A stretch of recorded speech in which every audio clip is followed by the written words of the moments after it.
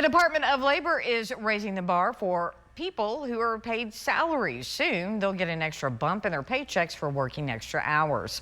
News West 9's Lilybeth Vias joins us now. Lilybeth, some salaried workers already get some paid overtime, so what's changing now? Crystal, as of right now, salary employees who make $35,500 or less a year should legally be getting paid more for working overtime. The big thing here is that cutoff is going up to where millions of more Americans will qualify for time and a half pay.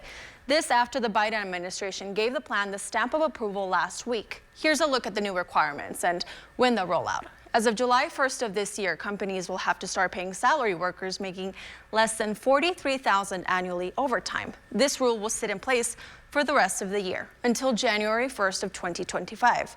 That's when that salary threshold goes up to $58,600. It's a leap from the current salary threshold the Trump administration put into place back in 2019. And according to the Economic Policy Institute, more than 4.3 million workers will benefit from the rule. This past Tuesday, the acting Secretary of Labor, Julie Su, released a statement saying, quote, "Too often, lower paid salary workers are doing the same job as their hourly counterparts, but are spending more time away from their families for no additional pay."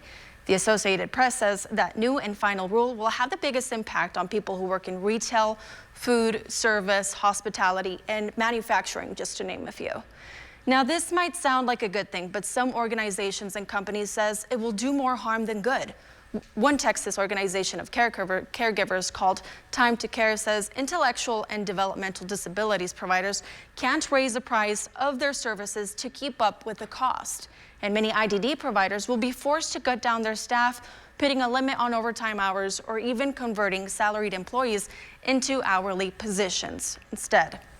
Again, the first raise in the salary threshold goes into effect July 1st of this year. That's before the salary limit goes up to a little more than $58,000. Crystal?